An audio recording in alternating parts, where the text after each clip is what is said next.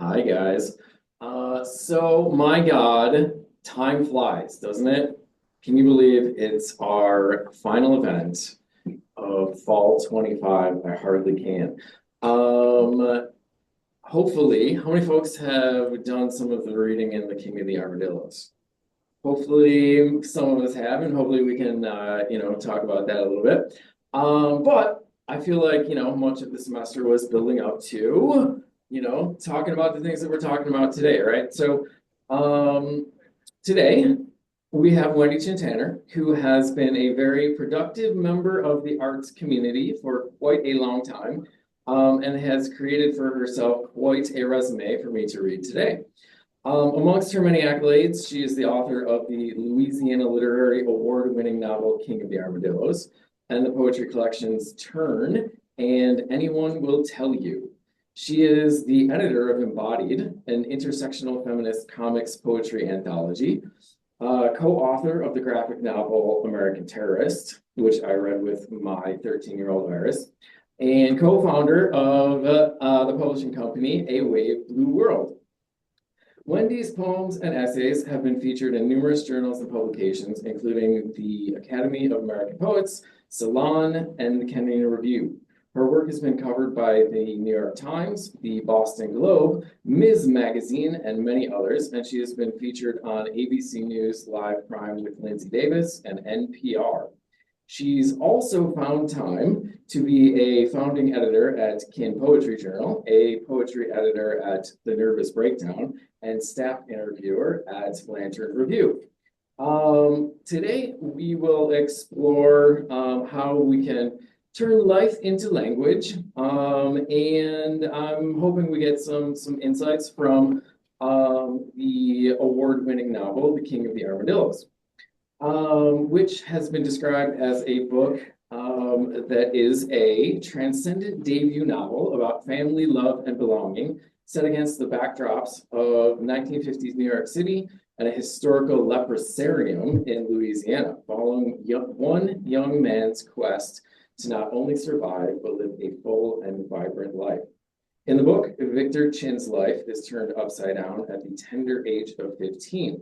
Diagnosed with Hansen's disease, otherwise known as leprosy, he's forced to leave the familiar confines of his father's laundry business in the Bronx, the only home he's known since emigrating from China with his older brother, to quarantine alongside patients from all over the country at a federal institution in Cargill.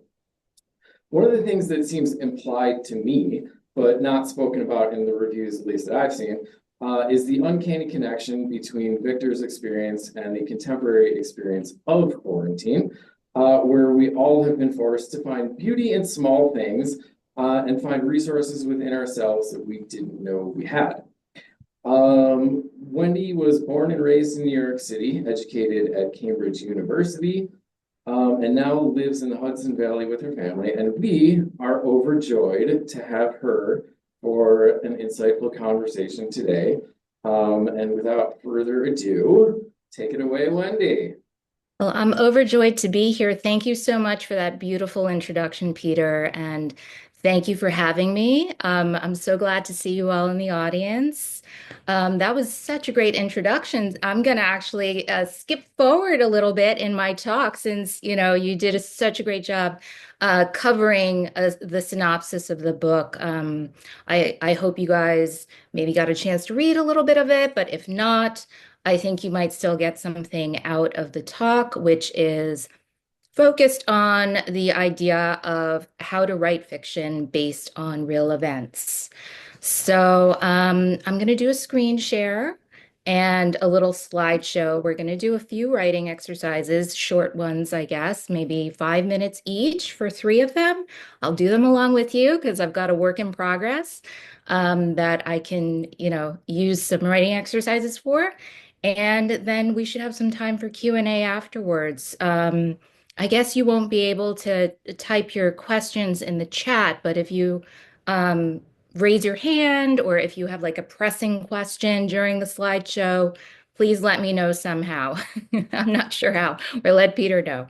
We've been pretty good at improvising. So yeah, we have people come up where you can see them and ask a question. So we're good. Okay, awesome. Yeah, so don't be scared to stop me. All right.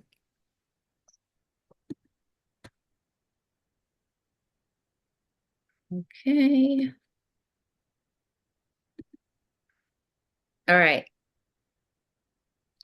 So, King of the Armadillos is a coming of age story, as Peter said, but it's also the story of a complicated Chinese American immigrant family that was inspired by my own. Like 15-year-old Victor, my dad also had to leave my grandmother behind in China when she went to live with my grandfather at the back of the laundry he owned in the Bronx. And later in 1954, just like Victor, my dad was diagnosed with Hansen's disease and sent to Carville, where he stayed far longer than Victor did. He actually stayed there until 1963 for 9 years.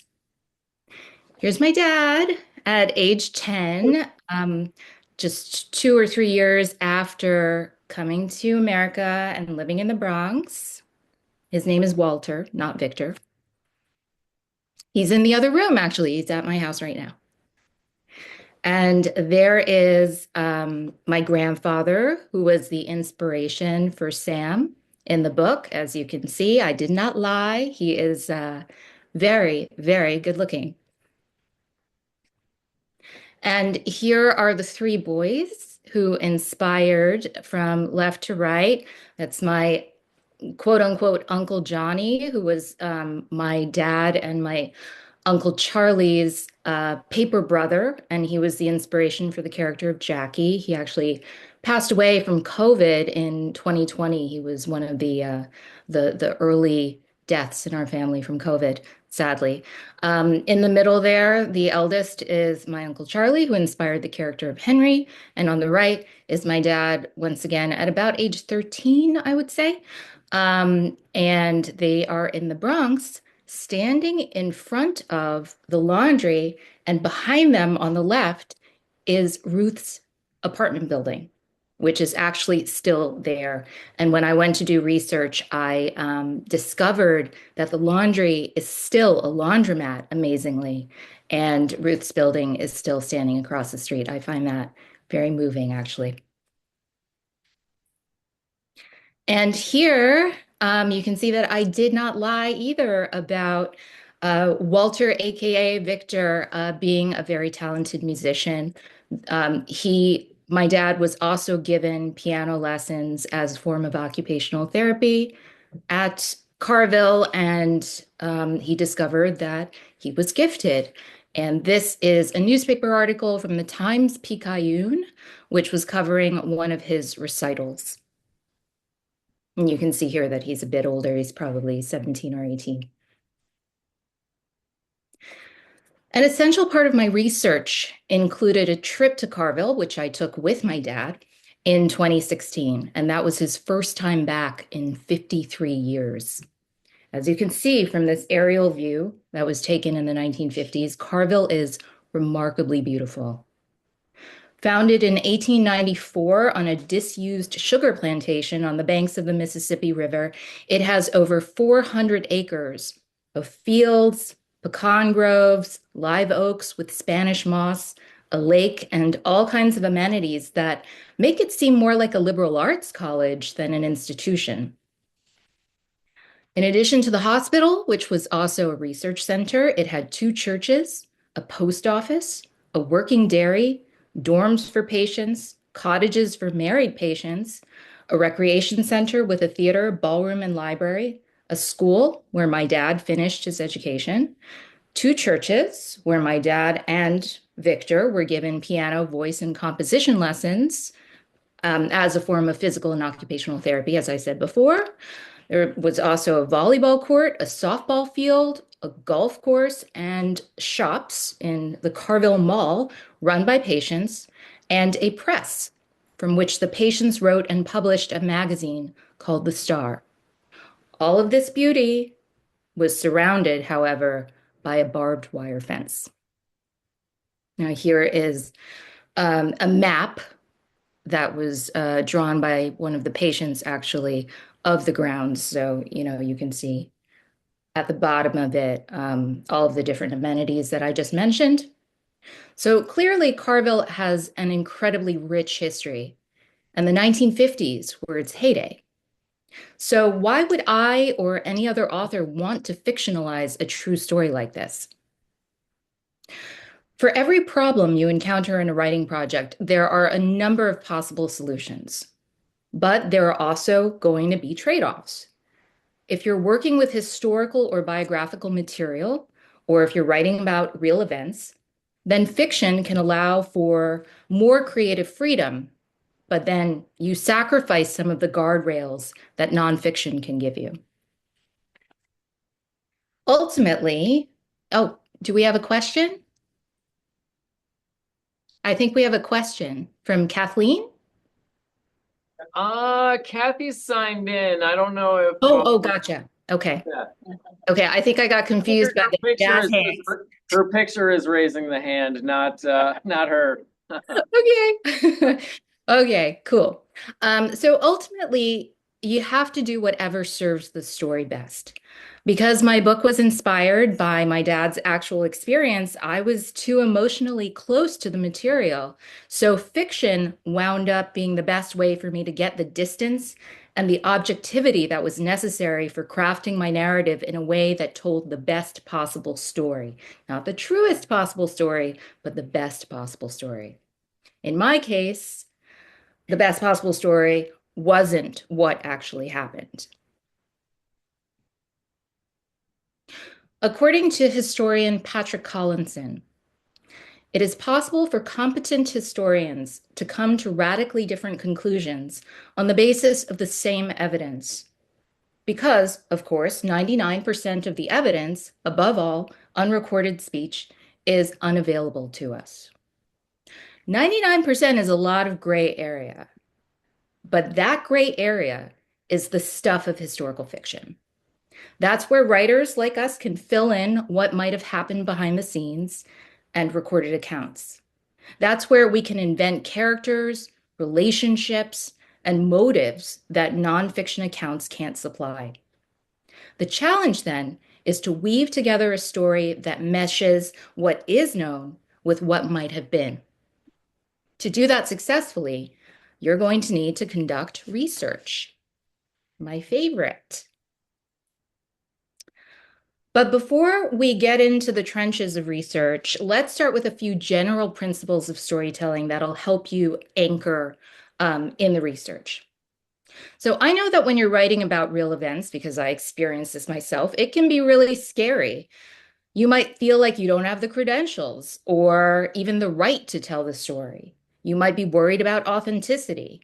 You might feel a heavy sense of responsibility for the people that you're writing about. I sure did. But I'm here to tell you that you are uniquely qualified to tell your story. There's no such thing as one definitive point of view in a story because every story has multiple points of view.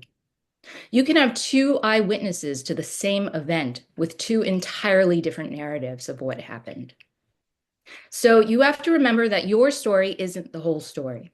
It's only one version or one aspect of it.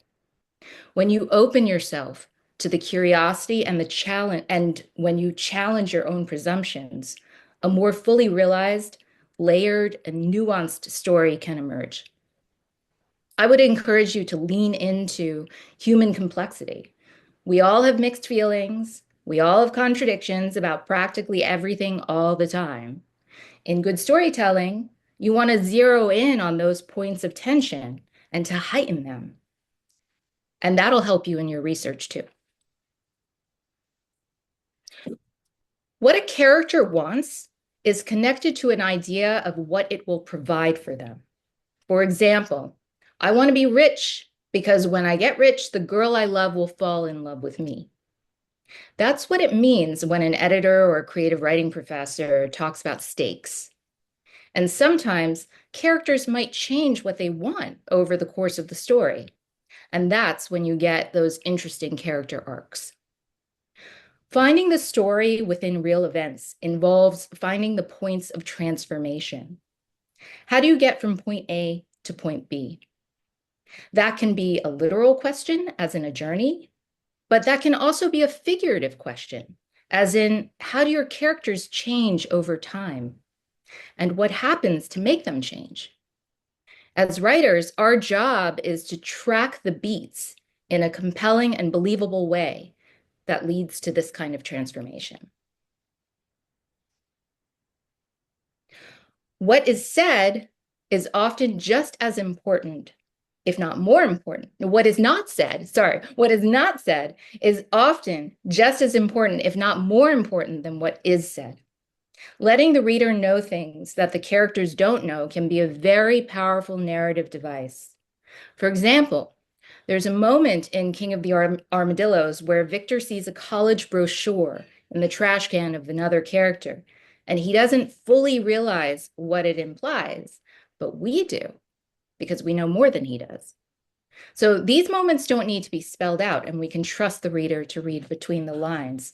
I can read you that example. Okay. So it's from page 271. Victor wadded up the piece of waxed paper from the box and went to throw it away. In the waste paper basket, the glossy cover of a brochure caught the light, and he could see the word Cornell across the top, the name of the school he remembered Donnie mentioning once, where his father worked. Or maybe it was where his father had gone to college himself. Donnie was so spoiled. He wanted for nothing and didn't need to concern himself about anyone else. He wouldn't have to choose between going to school and getting a job. In fact, his father could probably get him in wherever he wanted to go. He'd been born with money and looks and the confidence that came with them. Even with his limp, he was lucky. The Hansons had left the rest of him unscathed, without a single scar that Victor could see when he came out of the shower in just a towel, which only someone who looked like him would do. He was lazy and had no real talents because he didn't need any. It made Victor sick. And Judy was just as spoiled. Neither of them had a clue about real life or what it was like to be someone like him.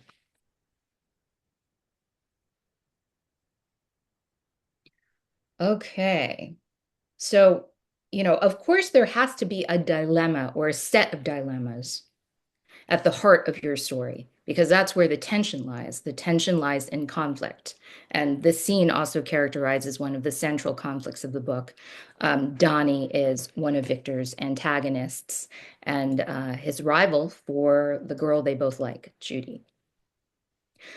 So research is essential for writing fiction about real events. So what types of research can we do? One, embedded anthropological research, which is otherwise known as participant observation. I really like this method because I studied sociology in graduate school, and this was one of the strategies we were trained to use in our fieldwork. When Zora Neale Hurston was studying voodoo, for example, she practiced total immersion into the place and the people she was writing about. For a variety of reasons, not everyone can do that, especially not when you're writing historical fiction. But when I was writing King of the Armadillos, I tried to do the next best thing. I visited Carville and I stayed on site for about a week with my dad. I walked the grounds with him and tried to pretend that I was a teenager in Carville in the 1950s, while gathering as many ethnographic, sensory, environmental, and architectural details as possible. I got a sense of how it smelled, how the air felt on my skin, how the birds sounded, how the light looked in different spaces at different times of the day. All these things are necessary for world building, which brings us to our first writing exercise on world building. As an example, I'm going to read a short passage from King of the Armadillos from the end of chapter 1, when Victor is arriving at Carville. And then we can jump into that short exercise, which I will do with you. Okay. Sticking his face out the window, Victor tried not to breathe. Victor tried not to breathe in the road dust. To his right was a high metal fence topped with a loose braid of barbed wire. On the left, a low, hilly area with overgrown shrubs and trees. They were going to slow down enough now that if he wanted to, He could jump out of the car and run. Given his condition, though, the driver could probably catch him before he got too far. And even if he didn't get caught, where would he go? They'd only passed one little town. Almost there, said the driver, glancing at him in the rear view mirror. You all right? Victor nodded, his throat too tight and dry to talk. He turned to the window again. The Mississippi's on the other side of that levee, the driver added. The slight summer fetidness of the water hit Victor's nostrils, along with a spicy evergreen smell. His breath dropped down to his belly, slowed. Above the tree line, a pair of birds scanned the river for fish, tracing slow circles in the air, black against bright blue.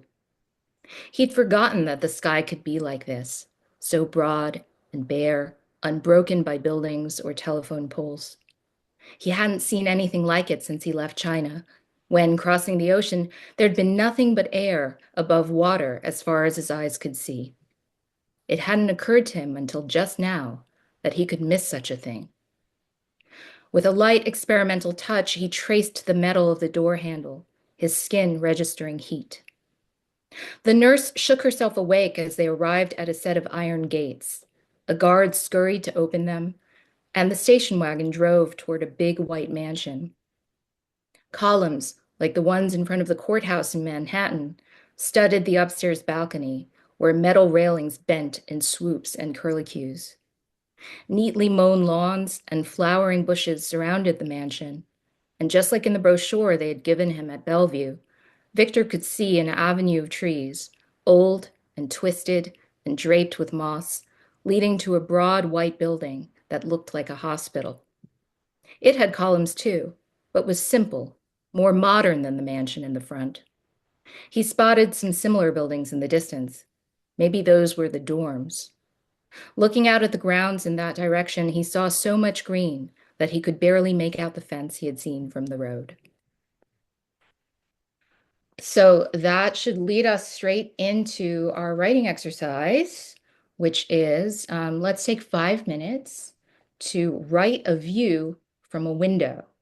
Try to record small details, scents, sounds, textures, and colors. What does the light look like out your window? Make topographical and architectural observations, and try to add some interesting facts or cultural details about the place and the time you're writing about. Okay, so it's 1:05. Let's stop at 1:10.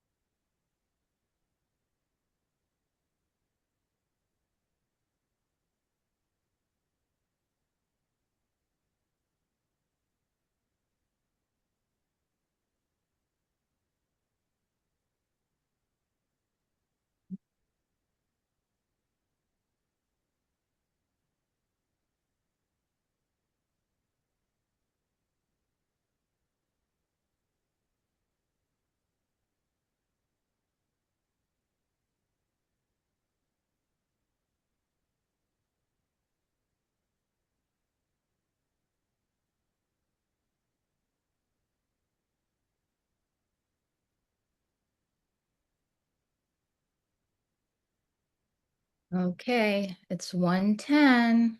Do you guys need more time or are you happy to carry on?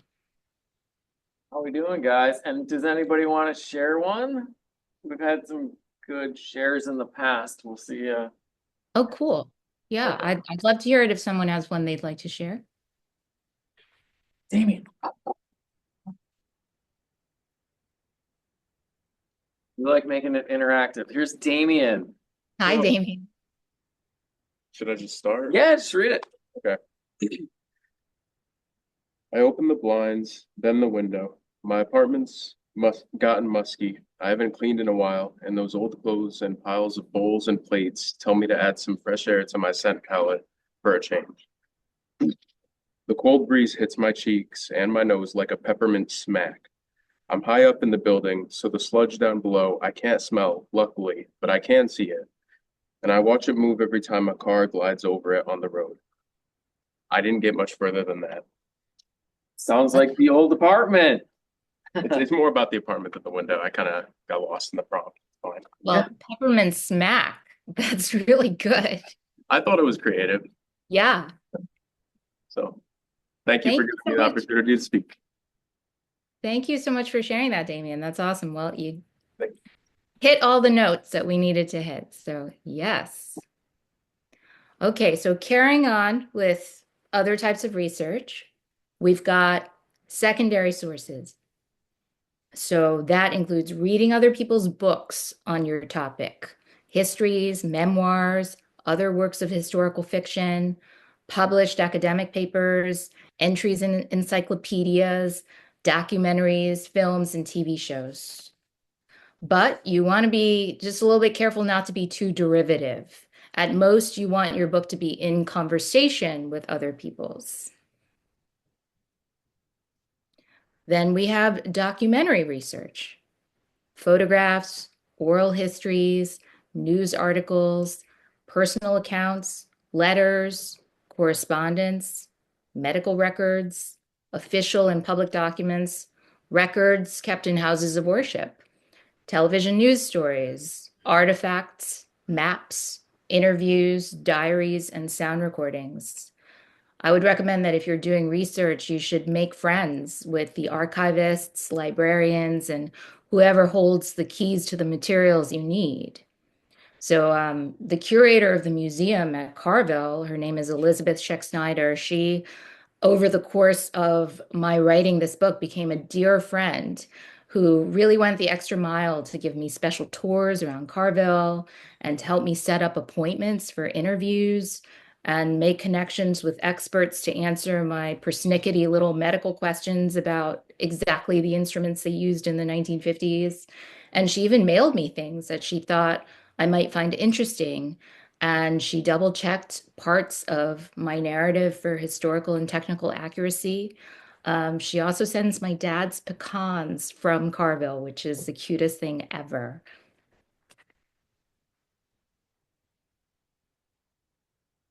So, let's jump into another writing exercise, which is centered around finding the story in the research. So, can we explore an event from either your work in progress or from a well-known historical event from several points of view through the eyes of different characters? And then we can try and write maybe just one short monologue.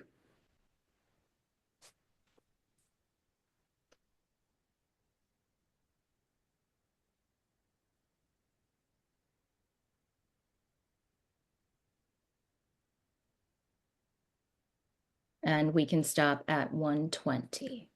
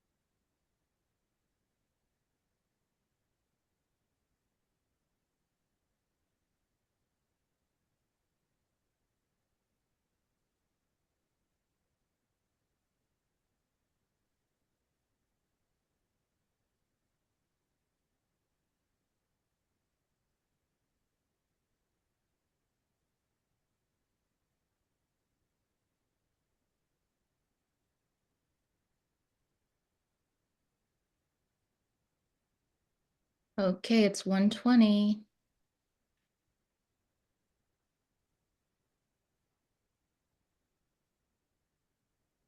Do we have another share?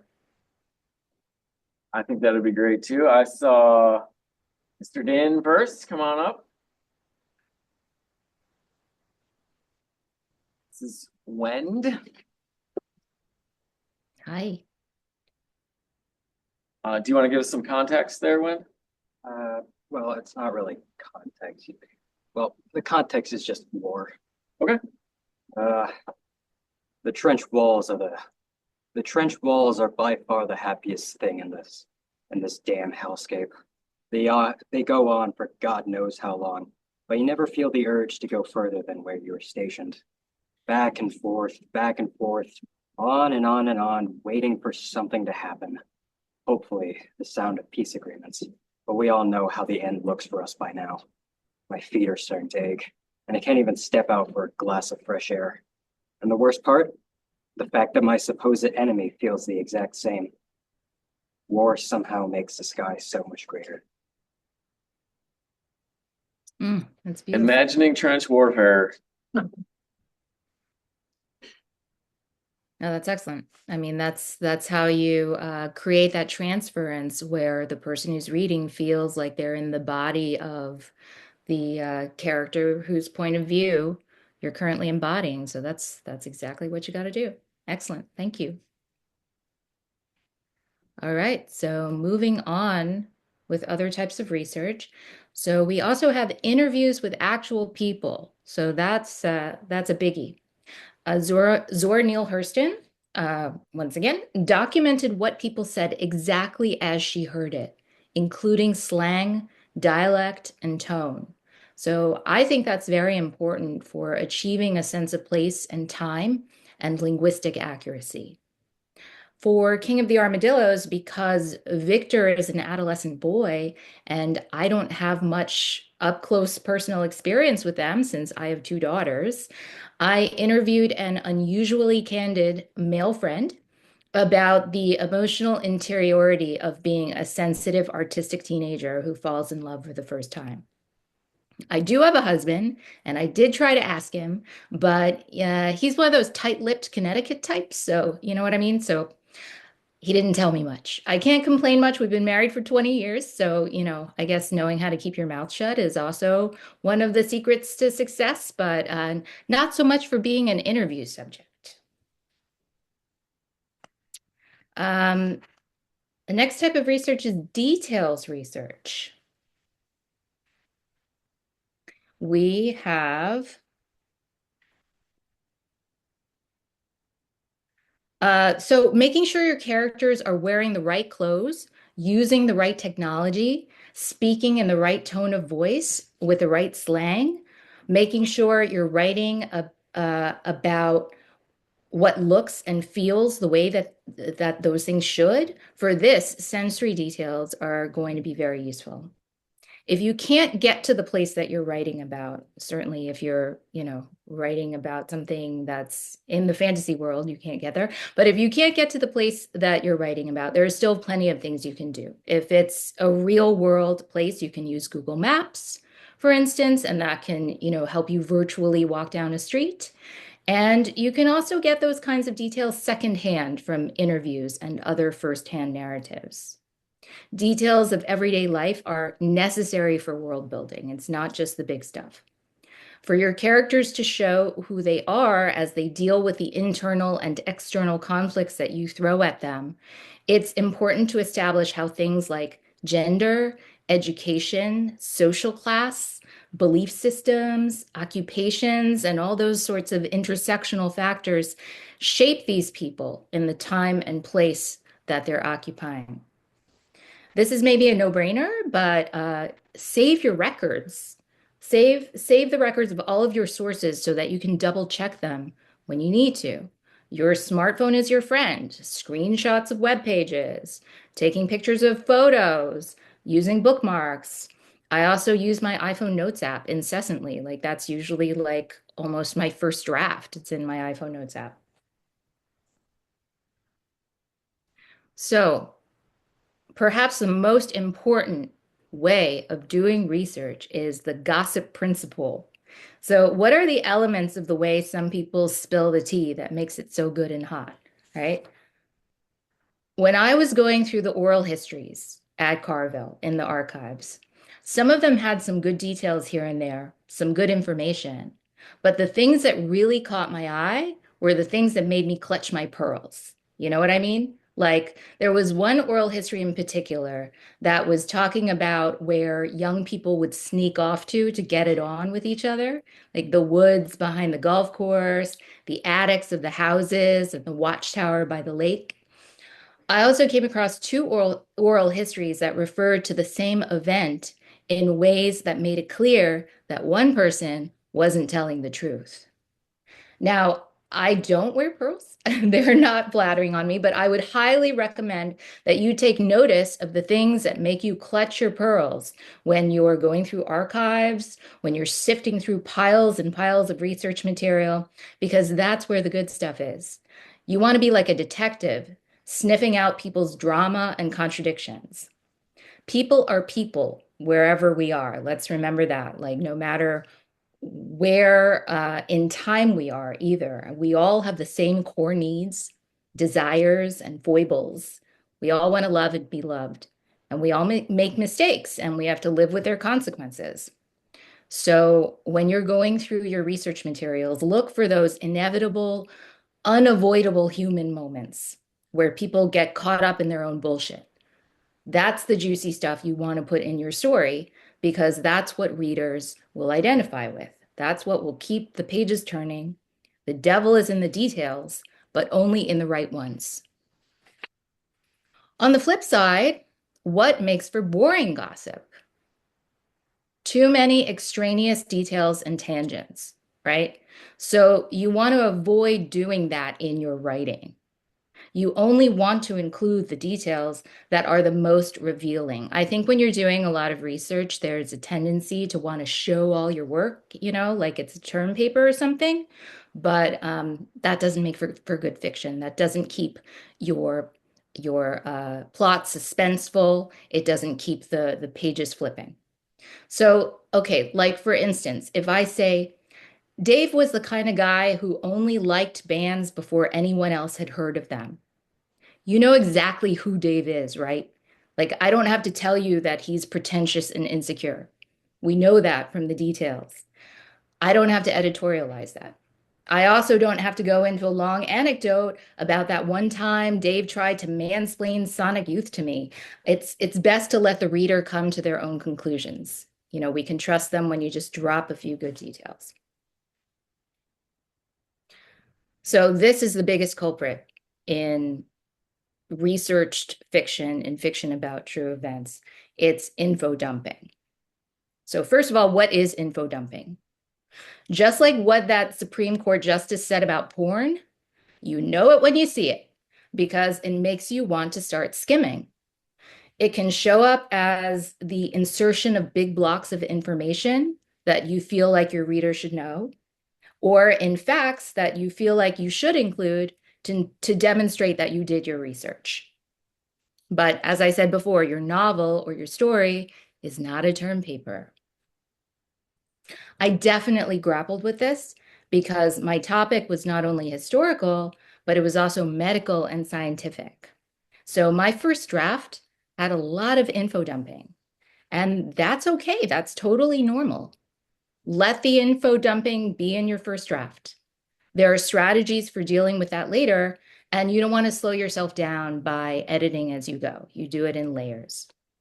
So info dumping can also show up as facts that you stick in all over the place that clogs up the narrative with little factoids, and that's going to make it feel less immediate and less real.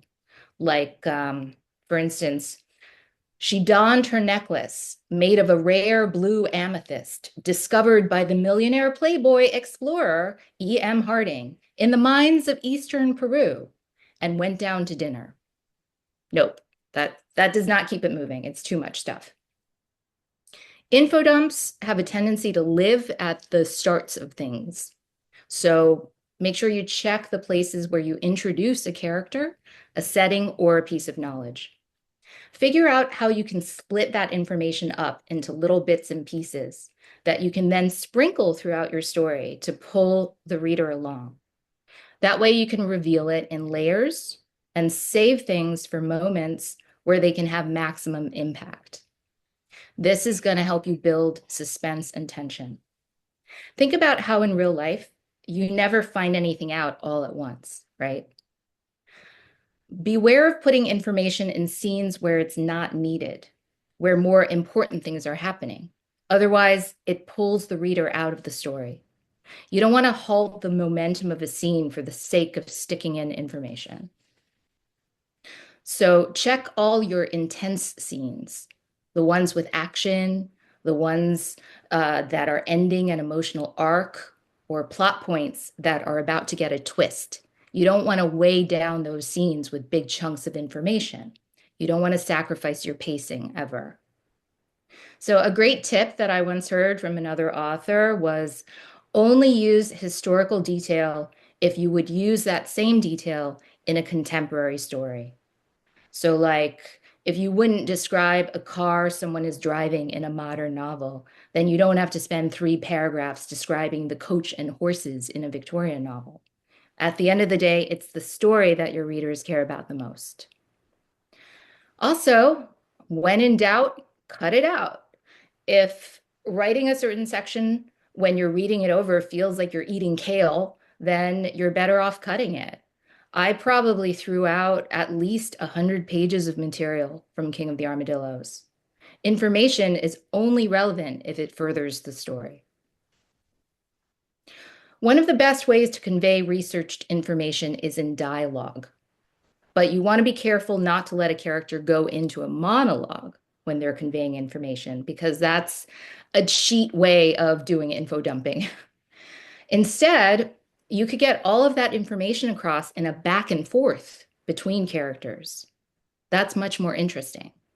But you have to be careful that you're not just creating a conversation for the purpose of getting information across. All dialogue and all information have to drive the story forward. It's great if you can do several things at once in the same scene. So the info has to sound natural, and the context of the conversation has to sound natural as well. They have to effortlessly fit in with whatever is happening in the scene. So we should have enough time, I think, for one more writing exercise on dialogue. I can read you a little example from King of the Armadillos. This is on page 179. It's a scene where Victor has snuck into Judy's dorm room. This is the girl that he likes at Carville. There's sexual and social tension between them. And at the same time, we learn some details about the rules of their environment through their dialogue. He went over to Judy's desk, turning his back on her to hide his nerves. Rapping it lightly with his knuckles, he acted like he was fascinated by the mess of things on its surface. Pots and tubes of makeup and creams, a bottle of strawberry shampoo he hadn't seen for sale at the Carville store, a jumble of hair clips, ribbons, and bobby pins, a silver handheld mirror, and a matching brush with a snarl of brown hair stuck in its bristles. A marble notebook, pushed to the side of the desk, caught his eye. It was open to a page where Judy had listed the months from June to November, next to a bunch of X's and check marks. "What's this?" he asked. A flicker of annoyance crossed her face. "Nothing." "Sorry." He took a step back and put up his hands in playful surrender. "I didn't mean to snoop." Her face cracked a little smile. "It's okay. It's my calendar."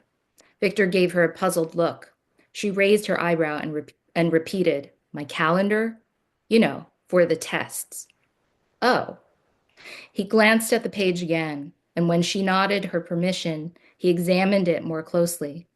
"Are the check marks positives or negatives?" "Negatives." "You know that's kind of backwards, right?" She let out a nervous laugh and clapped her hand over her mouth. July, August, and September were checked, but October and November were crossed out. What was it like? He touched the X beside October with his fingertip. The pits.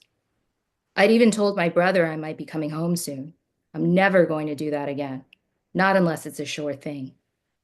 Don't feel bad, he said. I haven't gotten any negatives at all. But it's weird, you don't have any symptoms, right? He frowned. If Judy was still testing positive with hardly anything wrong with her, what chance did he have? I had a few lesions, but now there's just this one spot on my leg. She smacked her inner thigh. The doctors at home told my parents I'd be out of here in a few months, but it just won't budge. It's so disgusting. Nothing about you is disgusting, he blurted out without thinking. Hardly, she scoffed, then lowered her eyes and blushed. What about the others? He said, changing the subject. We don't talk about it. All I know is Donnie got here about a year ago, a few months after Manny, so your guess is as good as mine. Judy's face changed, an unreadable expression moving across it, and Victor kept quiet, not wanting to put his foot in his mouth. He picked up the dark blue pen lying next to the notebook, smooth and heavy with a gold-tipped cap. Twisting it open, he touched its golden nib. It was shaped like a bird's beak and left a dot of black ink on the pad of his finger, where it bled into the tiny loops. Okay, I think you've got the idea. So for our final writing exercise, let's write a short conversation between two characters who are chatting in a way that incorporates information. So try to convey the details through the dialogue. And we'll take 5 minutes and then we will do Q&A.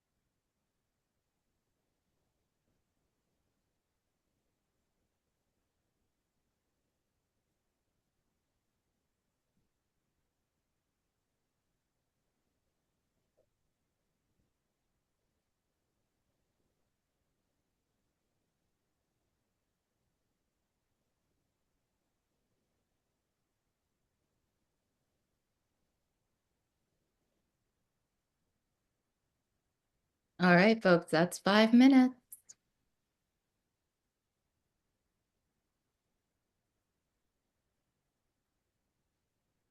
So do we have a final share or do we want to jump right into Q&A? I'm Anybody happy. have good dialogue? Dialogue is tough. I got something with each of the other ones, but I gotta admit I got a blank page on the dialogue. Thinking about how other people speak in the moment is really tough unless you're like in the moment and paying a lot of attention, it seems like.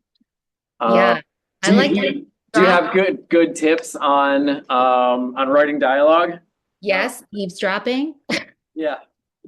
Actually, like I got some really great dialogue on the train once going from Rhinebeck, where I lived, down to the city, where I was totally eavesdropping on a young woman trying to pick up a guy and completely striking out. It was like really cringy, but like really good, just for like, getting a sense of that sort of tension. And also for me, getting a sense of how like Gen Z talks. Um, so that can be really helpful.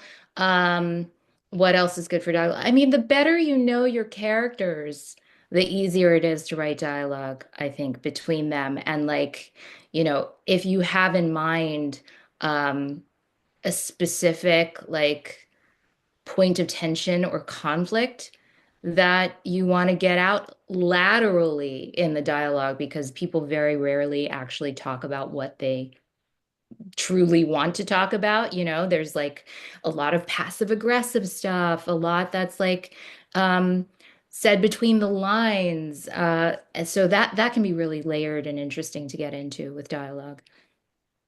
Yeah, the tension and the motivation and the goals and the personality all have to be there at once, and the conscious and the unconscious kind of work together, and kind of synthesize into something that comes out, right? Exactly, because each character has their own agenda. Each character in every interaction has an emotional outcome that they want from that interaction, and those outcomes often conflict. Yeah. Um, all right. Does anybody have questions? Usually we do. Anybody, Here. anybody? Of course, I can start. So I guess I was curious, and we can have somebody else in a moment. We got about 5 minutes. That's fine, I think. Um, We can talk about the book too. I yeah, mean, I was just wondering what. So I mean, writing a book takes a lot of time and energy, right? And it seems to me that King of the Armadillos coincides really well with the COVID moment.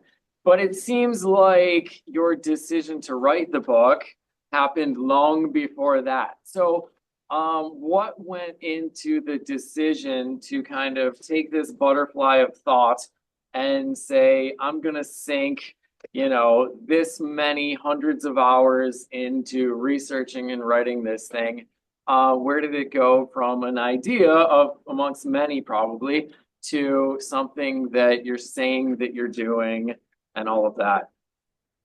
yeah, I mean, it evolved over time, and I think most projects for people who write in multiple genres, which I do, I think most of us experience each project kind of announcing itself as it needs to be, right? So, this book, however, went through a couple of iterations. So, I never thought I was gonna write anything about this because, growing up, I knew about my dad's experience. He was very open with me about it. I was really fascinated by it.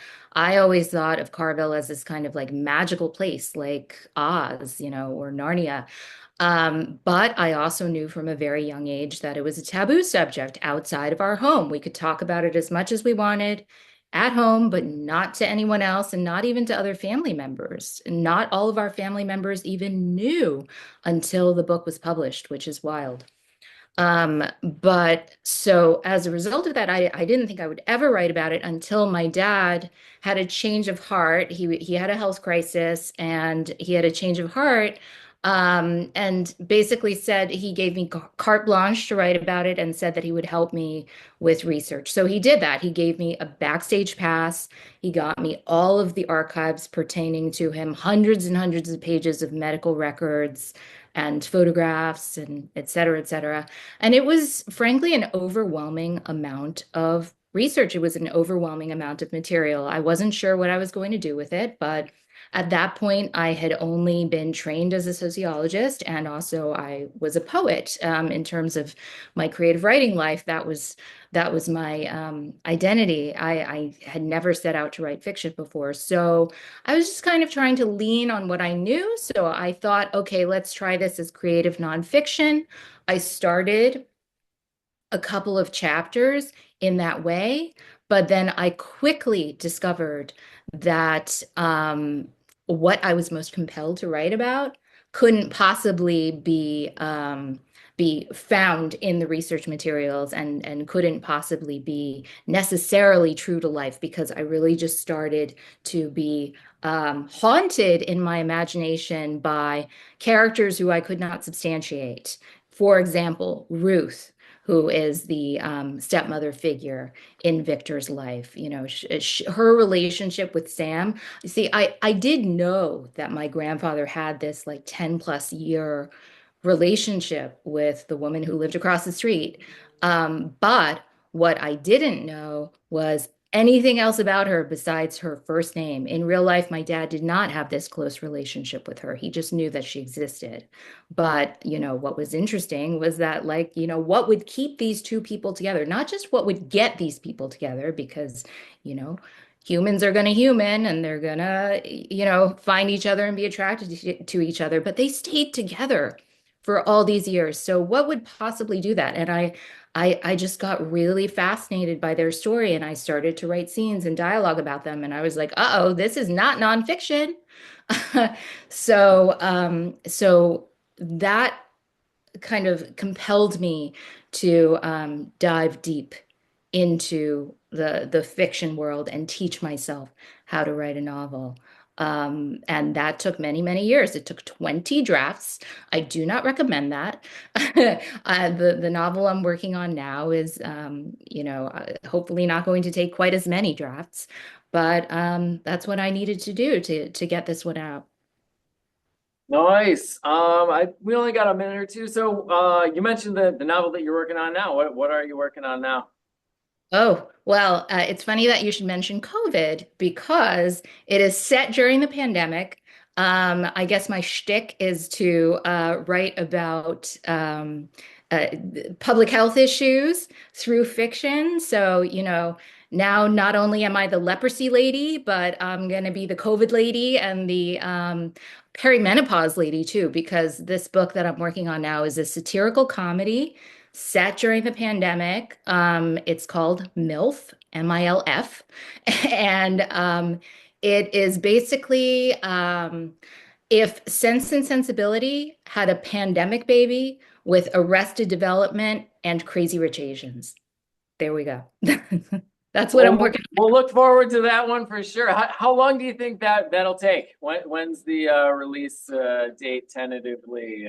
I haven't actually sold it yet, but I am very close to a full first draft. And the process is basically I will give that draft to my agent. We'll probably go over it 2 or maybe 3 times, then take it to market.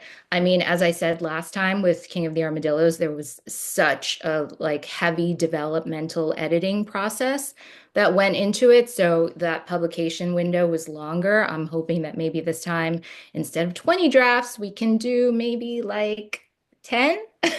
I'd be happy with 10 in total, you know, including what I do myself. Well, we hope it doesn't have to go over 10 drafts then for you. Thank you. All right, we will look forward to that and hopefully be able to invite you back.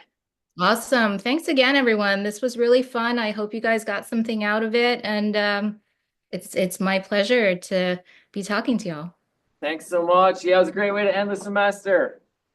Bye, guys. Bye.